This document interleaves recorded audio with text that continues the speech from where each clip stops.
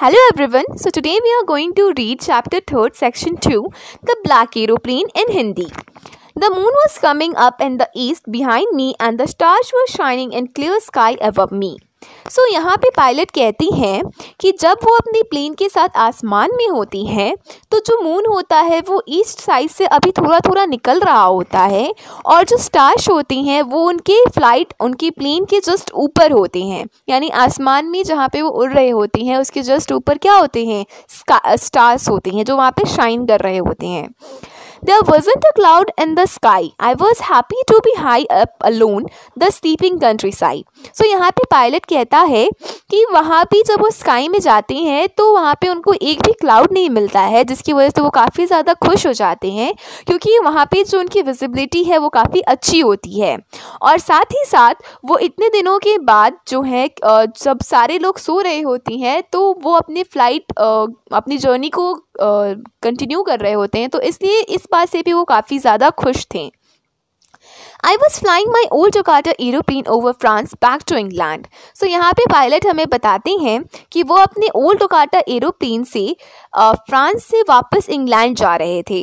I was dreaming of my holiday and looking forward to being with my family. So यहाँ पे वो कहते हैं कि वो उन दिनों को याद करते हैं जो उन्होंने अपने फैमिली के साथ बिताई थी और फिर वो सोचते हैं कि जब वो अपने घर पहुँचेंगे तो वैसा ही वक्त अपने फैमिली मेम्बर्स के साथ फिर से वो बिताएंगे. I look at my watch 1:30 in the morning. तब वो अपने घड़ी की ओर देखती हैं और उस समय वो देखते हैं कि 1:30 सुबह का 1:30 हो रहा है. I should call Paris control soon, I thought. As I looked down past the nose of the aeroplane, I saw the lights of a big city in front of me. So वो pilot जो है वो सोचते हैं कि एक बार उन्हें Paris control को कांटेक्ट कर लेना चाहिए कि अब उन्हें कौन सा डायरेक्शन लेना है. और फिर वो देखते हैं कि बहुत सारे लाइट्स जो हैं, जो कि बिग सिटीज़ के जो लाइट्स होते हैं वो उन्हें उस आसमान से काफ़ी क्लियरली दिख रहे थे. I switched on the radio and said, Paris Control Jakarta DS088 here. Can you hear me? I am on my way to England. Over. So वो क्या करती हैं कि अपनी रेडियो को ऑन करती हैं और रेडियो ऑन करके कहती हैं कि पेरिस कंट्रोल, हम जकार्ता DS088 बोल रही हैं, क्या आप मुझे सुन सकते हैं? मैं वापस इंग्लैंड जा रहा हूँ. ओवर. यानी वो अपनी बात को स्टार्ट करती हैं और फिर वहाँ पे उस बात को ख़त्म कर देते हैं, तो इसलिए लास्ट में वो बोलते हैं over. The voice from the radio answered me immediately. DS088, I can hear you. You ought to turn 12 degrees west now. DS088 over.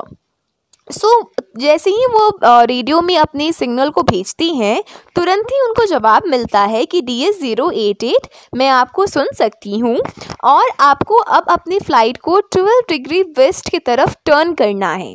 DS008 over.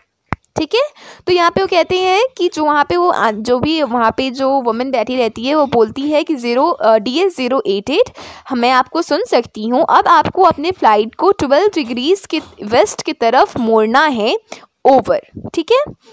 I checked the map and the compass, switched over my second and the last fuel tank and turned the Jakarta 12 degrees west towards England. तो यहाँ पे जो pilot है वो कहती हैं कि उन्होंने अपने मैप को देखा, फिर अपना कंपास को चेक किया, उसके बाद उन्होंने अपना जो सेकंड और लास्ट उनका फ्यूल टैंक था उसको ओपन किया और उसके बाद अपने जकार्ता को 12 डिग्री वेस्ट यानी इंग्लैंड की तरफ मोड़ दिया. Okay, I will be in time for breakfast, I thought. A good big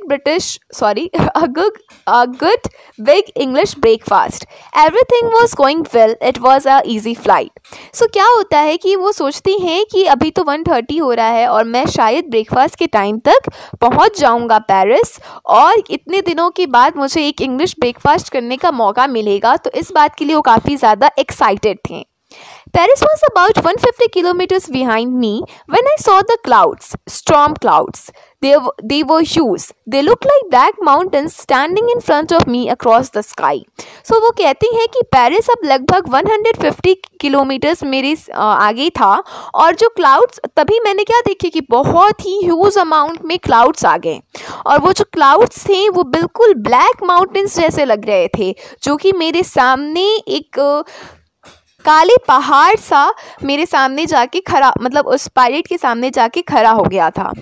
I knew I could not fly up and over them, and I did not have enough fuel to fly around them to the north or south. तो यहाँ पे pilot कहती हैं कि मुझे पता था कि मैं उन्हें क्रॉस नहीं कर सकता, पर फिर भी मैंने सोचा कि अब मेरे पास तो इनफ फ्यूल है ही नहीं कि मैं नॉर्थ जा सकूँ या साउथ जा सकूँ, तो अब मुझे क्या करना चाहिए। सो इसी चिंतन में वो अभी मग्न थे।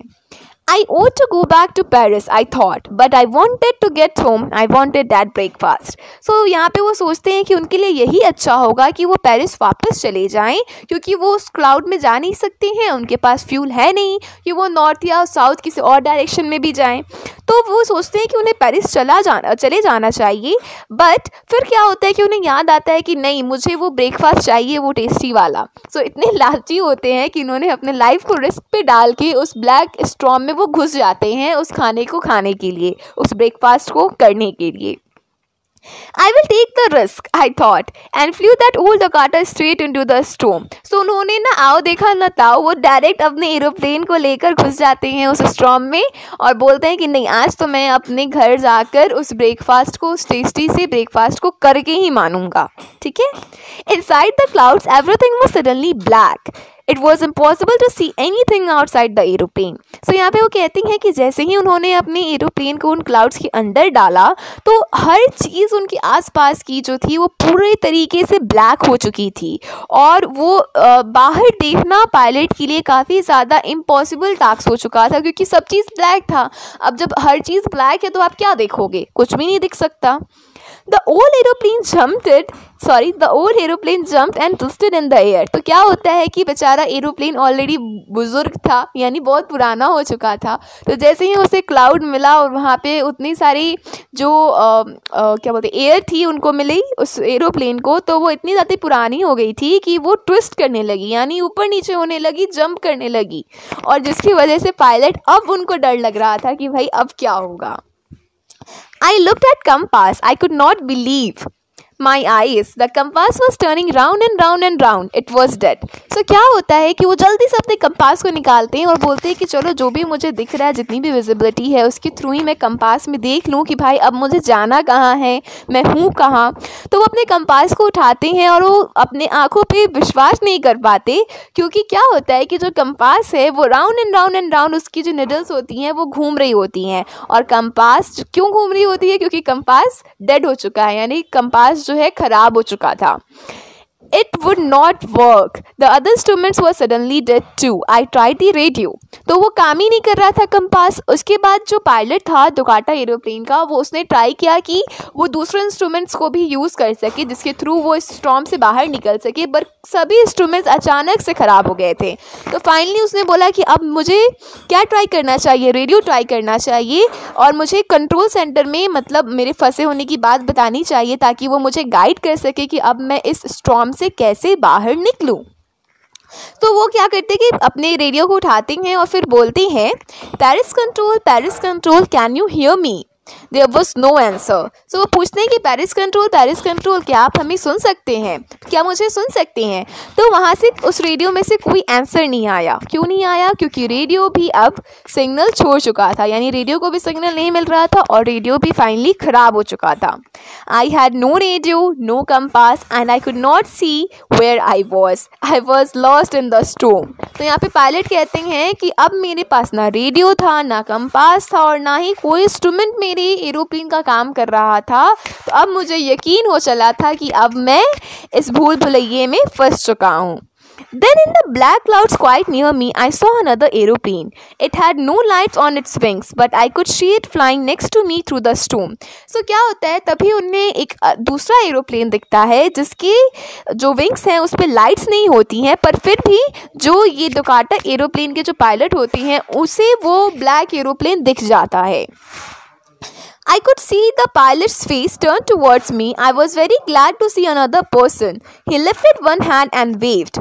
So वो काफ़ी ज़्यादा जो पायलट होती हैं, जो डोकाटा एरोप्लेन का जो पायलट होता है वो इस एरोप्लेन को देख लेता है, ब्लैक एरोप्लेन को, और देखता है कि उसका जो पायलट है वो अपने हाथ को वेव कर रहा है, मतलब उसको हेल्प करना चाह रहा है। जो डोकाटा एरोप्लेन के पायलट है उसको हेल्प करना चाह रहा है ब्लैक एरोप्लेन का पायलट। तो जो ये डोकाटा एरोप्लेन का जो पायलट था वो काफ़ी ज़्यादा खुश हो गया कि चलो मैं अकेला ही नहीं फंसा हूँ, कोई और भी है मेरे साथ जो इस ब्लैक स्टॉर्म में फंस चुका है। Follow me, he was saying follow me. तो यहाँ पे वो कहती हैं कि जो वो ब्लैक एरोप्लेन का जो पायलट होता है वो हाथ वेव करते हुए कहता है कि आप मुझे फॉलो कीजिए। He knows that I am lost. I thought he is trying to help me. So ये जो डोकाटा एरोप्लेन का जो पायलट होता है वो सोचता है कि अच्छा, यानी इसे पता चल गया है कि मैं इस स्टॉर्म में जो हूँ फंस चुका हूँ, तो इसीलिए मुझे क्या कर रहा है, हेल्प करना चाह रहा है। He turned his aeroplane slowly to the north in front of my Dokata so that it would be easier for me to follow him. I was very happy to go behind the strange aeroplane like an obedient child. तो यहाँ पे वो कहती हैं कि उसने क्या किया, यानी जो ब्लैक एरोप्लेन के जो पायलट है उन्होंने क्या किया कि उन्होंने डोकाटा एरोप्लेन के सामने अपने ब्लैक एरोप्लेन को प्लेस कर दिया और फिर वो फिर वो अपने प्लेन को उड़ा रहे थे और पीछे से जो डोकाटा एरोप्लेन का जो पायलट था वो उसे फॉलो कर रहा था और एकदम ओबीडियंट चाइल्ड के जैसा फॉलो कर रहा था। क्यों? क्योंकि उसके पास कोई और ऑप्शन ही नहीं था। अगर वो उस एरोप्लेन को फॉलो नहीं करता तो वो उसी क्लाउड में फंस कर कहीं उसका प्लेन जो है वो क्रैश कर जाता और उसकी डेथ हो जाती। तो इसलिए एक ओबीडियंट चाइल्ड के जैसे जो है जो डोकाटा एरोप्लेन का जो पायलट है वो ब्लैक एरोप्लेन के पायलट का जो मूवमेंट है उसको फॉलो कर रहा था। After half an hour the strange aeroplane was still there in front of me in the clouds. So यहाँ पे जो डोकाटा एरोप्लेन के पायलट है वो कहते हैं कि आधे घंटे बाद भी वो जो स्ट्रेंज ब्लैक एरोप्लेन था वो मुझे हेल्प कर रहा था। Now there was only enough fuel in my old Dokata last tank to fly for 5 or 10 minutes more. I was starting to feel frightened again. तो यहाँ पे वो कहती हैं कि अब मैंने जैसे ही अपने फ्यूल टैंक की ओर देखा तो मैंने देखा कि मेरे फ्यूल टैंक में सिर्फ 5 या 10 मिनट के लिए फ्यूल बचे हैं और ये देखकर वो काफ़ी ज़्यादा फ्राइटन हो गया, काफ़ी ज़्यादा डर गया कि अगर उसे एयरपोर्ट नहीं मिला या कोई रनवे नहीं मिला या कोई सेफ जगह नहीं मिली जहाँ पे वो अपने एरोप्लेन को लैंड कर सके तो फिर वो क्या करेगा। I was okay, but then he started to go down and I followed through the storm. But क्या होता है कि जो वो ब्लैक एरोप्लेन का जो पायलट होता है वो धीरे धीरे अपने प्लेन को नीचे लेकर जाता है और ये देख के जो है डोकाटा एरोप्लेन के पायलट को सांस में सांस आती है कि चलो अब ये नीचे जा रहा है यानी ज़रूर यहाँ पे कोई ना कोई एयरपोर्ट या फिर रनवे होगा। Suddenly I came out of the clouds and saw 2 long straight lines of light in front of me. It was runway and airport. I was safe. So यहाँ पे वो कहता है कि जब मैं क्लाउड से बाहर निकला तो मैंने देखा कि मेरे सामने लंबे लंबे स्ट्रेट लाइन्स है लाइट्स की और फाइनली उसको ये विश्वास हो गया कि ये क्या है, ये एक रनवे है, एक एयरपोर्ट कह रहे हैं या एक एयरपोर्ट है, ठीक है। सो वो अब क्या उसे एक सेफ इन्वायरमेंट फील हो रहा था कि चलो अब मैं फाइनली क्या हूँ, सेफ हूँ। I turn to look for my friend in the black aeroplane but the sky was empty. So यहाँ पे वो कहता है डोकाटा एरोप्लेन का पायलट कि वो पीछे मुड़ता है उस ब्लैक एरोप्लेन के पायलट को थैंक यू बोलने के लिए, पर वो क्या देखता है कि पूरी जो स्काई होती है यानी पूरा जो आसमान है वो एम्प्टी है, वो खाली है, वहाँ पे कोई प्लेन नहीं था। There was nothing there. The black aeroplane was gone. I could not see it anywhere. So यहाँ पे वो कहते हैं कि वहाँ पे स्काई में कुछ भी नहीं था और वो जो ब्लैक एरोप्लेन था लगता है वो जा चुका था, इसीलिए जो डोकाटा एरोप्लेन का पायलट है उसे नहीं देख पा रहा था। I landed and was not sorry to walk away from the old Dokata near the control tower. I went and asked a woman in the control center where I was and who the other pilot was. I wanted to say thank you. So वो क्या हुआ कि जैसे ही old डोकाटा का जो pilot है वो land करता है अपने एरोप्लेन को कंट्रोल टावर के बगल में, तो वो बिल्कुल भी क्या बोलते पछताता नहीं है इस कार्य को करते हुए, क्योंकि ये एक इमरजेंसी लैंडिंग थी तो उसे डर नहीं लगता है कि उसने कंट्रोल सेंटर के बगल में ही अपने एरोप्लेन की लैंडिंग करा दी है। पर वो चाहता था ये जानना कि कौन था जिसने उसकी मदद की, तो इसलिए वो क्या करता है कि कंट्रोल सेंटर के अंदर जाता है और अंदर जाकर एक वुमन से पूछता है कि वो कौन एरोप्लेन का पायलट था जिसने मेरी हेल्प की, मैं उसे थैंक यू बोलना चाहता हूँ। She looked at me very strangely and then laughed. Another airplane up there in the storm? No other aeroplanes were flying tonight. Yours was the only one I could see on the radar. So जो वो women थी वो काफ़ी ज़्यादा surprise हो जाती है और हंसने लगती है। वो कहती है दूसरा एरोप्लेन, और वो भी इस स्टॉर्म में। बिल्कुल नहीं, वहाँ पे कोई एरोप्लेन नहीं था। एक आप ही का एरोप्लेन है जो मैंने देखा अपने रडार पे, जो फ्लाई कर रहा था इतने भयंकर क्लाउड में। So, who helped me to arrive there safely without a compass or radio and without any more fuel in my tanks?